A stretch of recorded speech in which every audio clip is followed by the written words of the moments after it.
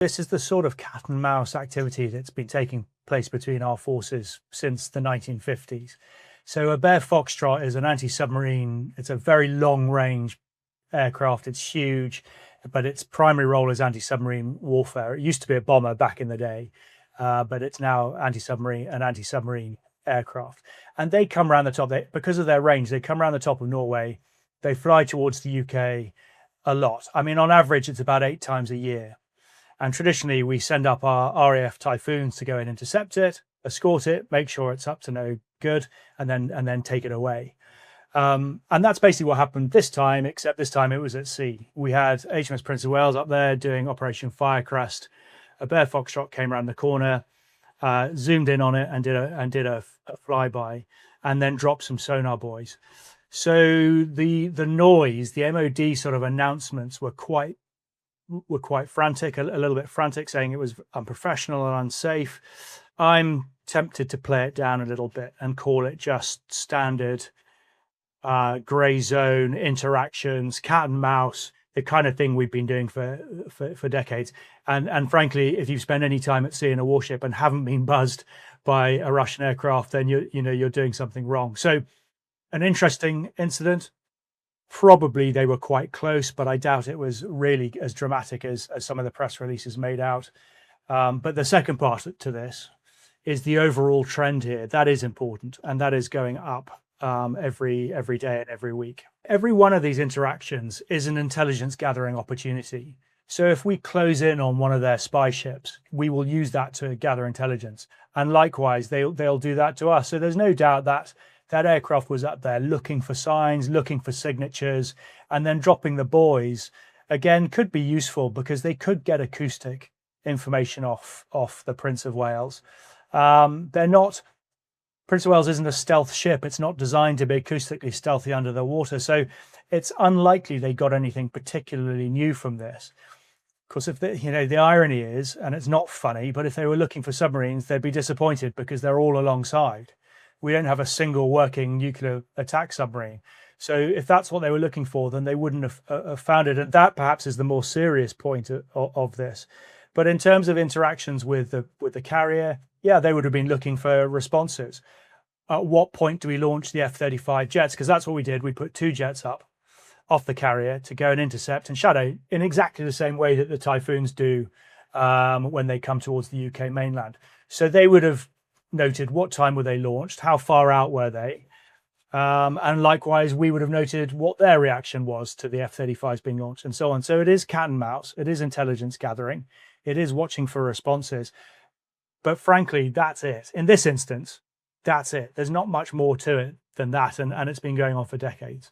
I think incidents like this are useful for raising awareness, and if the press releases are slightly dramatic, then that's fine, because there's no doubt that generally in the grey zone or in the hybrid zone or whatever you want to call it, but the area of activity that sits below the threshold for war, there is no doubt that those things are on the increase, whether that's daily cyber attacks. Anyone in the intelligence community will tell you that Russia are attacking us in the cyber domain hundreds of times a day, whether it's nuclear submarines off the west coast of Ireland, whether it's Guji, which is their secret spy directorate, whether it's their spy ship, the Yantar, hovering over cables, whether it's super yachts with moon pools off the east coast, whether it's merchant vessels alongside flying drones over RAF Lakenheath, which is a new report that has emerged back in 2024. They might have done that.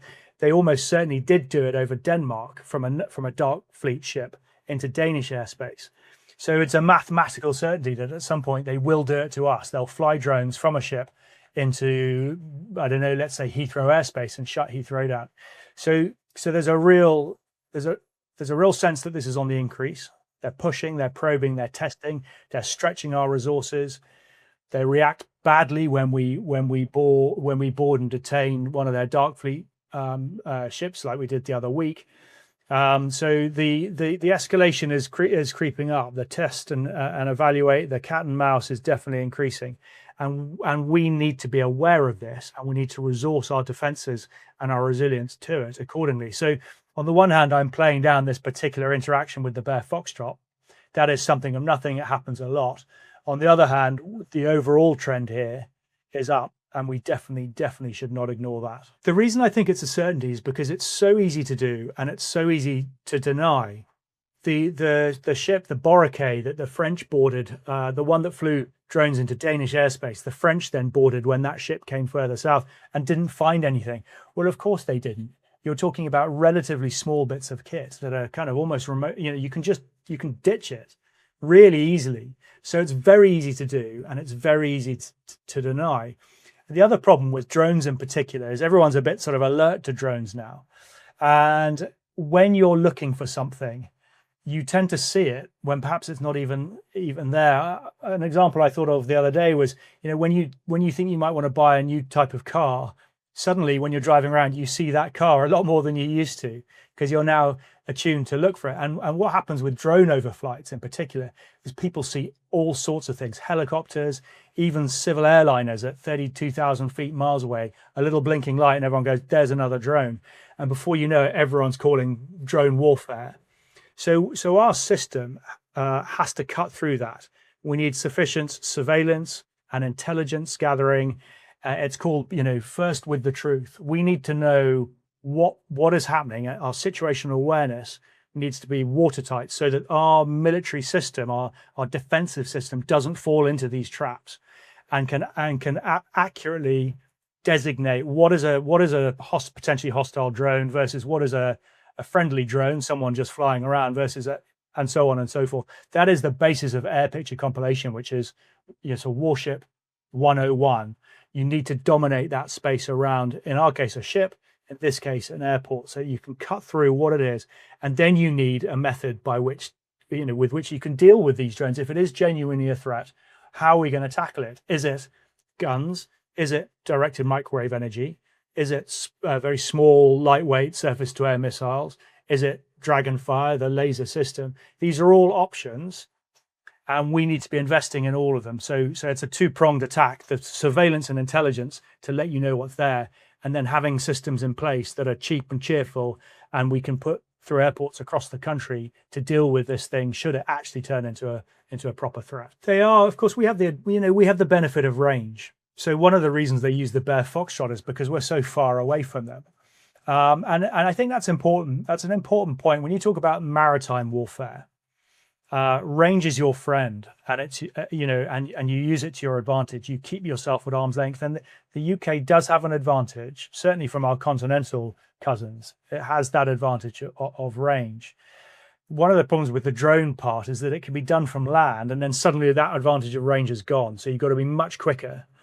A Shadow Fleet ship going past the Thames estuary, again, you've lost that range advantage. So we need to be slick.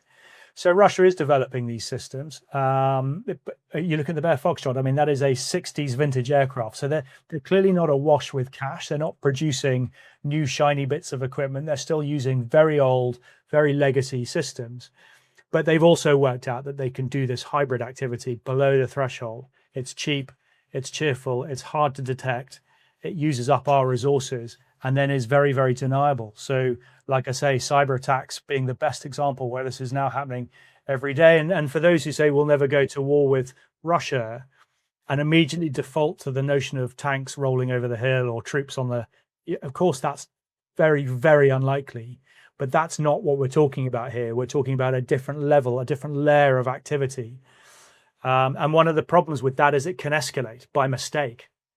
Let's say that Bear Foxtrot had accidentally dropped one of those sonar buoys through the flight deck of Prince of Wales, and the way they operate, it's not always that professional. That is not inconceivable. Now, what do you do?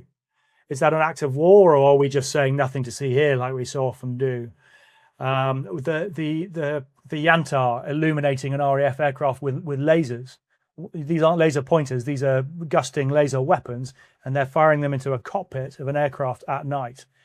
What if that totally dazzled that cockpit and they crashed? So this is the problem. None of this is designed to take us to war, but it increases the chance of doing so by mistake. And so we need to be robust in our response to it. And in this case, with the F-35s and the Prince of Wales, we were, and we got rid of the Bear Foxtrot, and live to fight another day. Well, I mean, there are so many options, whether that is a major internet outage. Let's say that the Akula class submarines that have been, over our critical undersea cables all these years have been placing charges on those cables, and they all go off at the same time. And the great strength of those undersea cables is the resilience by numbers. But what if they have been tapping them and they decide to sever them, or they drag an anchor over a particularly important one, and we have a major internet outage, and suddenly you can't get your shopping? These are the kind of things that suddenly land in people's homes. I think one of the problems is that cyber goes on, but it doesn't really affect anyone until it does. Until you get to sort of like a COVID level of disruption where you now can't go to the shops, where you can't order online. It's almost like it needs Amazon to fail for people to go, okay, all right, this is real. So they could do something like that. I mean, they've poisoned people on the UK mainland. How long before something like that happens again, but this time into a water supply, or a gas pipe is ruptured off the mainland, and so on? I mean, really, you have a menu of these things, and they are exploring all of them, and it's not for fun.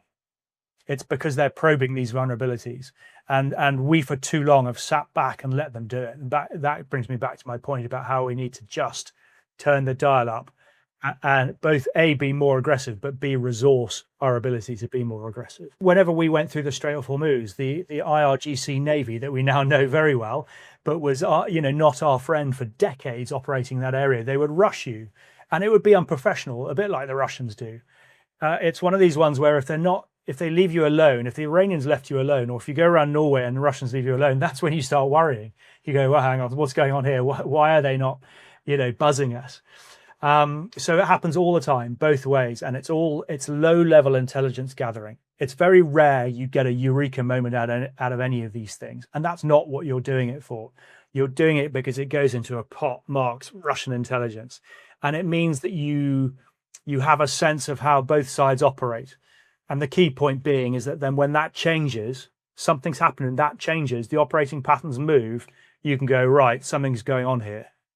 And that is the basis of intelligence gathering, is spotting patterns of behavior, so that when something shifts, you're quicker to it. You're quicker to identify it. So a dark fleet ship going through the channel, for example, we now need to use AI and large language models to track those ships' behavior very, very closely, because they're always spoofing their transponder locations. They're always playing games, but we can get around that and track their position carefully. Then we'll spot the one that comes off the track or deviates or slows down to launch something. We'll spot it more quickly than if we weren't doing that. So it's very low level, and it's very sort of, intelligence, low level intelligence gathering. Like I say, very rare you get a blimey, what was that? But it's still part of this important package.